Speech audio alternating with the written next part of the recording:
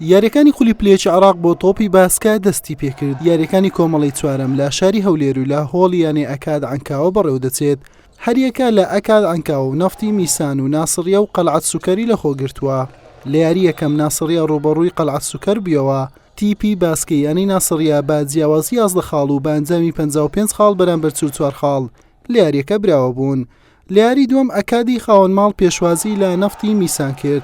ئەکاد بە درێژایی یاریەکە لە میوانەکەی باشتر دەرکەوت و لە کۆتایی بە جیاوازی 17 خاڵ و بە ئەنجامی 6 خاڵ بەرامبەر 43 خاڵ لە یاریەکە سەرکەوتنی تۆمار کرد.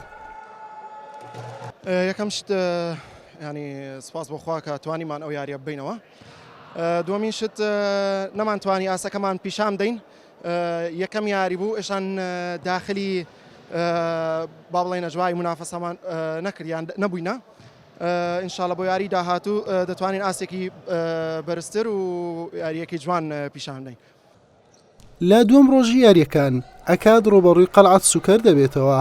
نەفتی میسان و ناسڕیەش ڕۆبەڕووی یەکتر دەبنەوە. هەر تیپێک سێ یاری ئەنجام دەدات و یەکەم و دووەمی کۆمەڵەکە دەگەنە قۆناغی داهاتوو.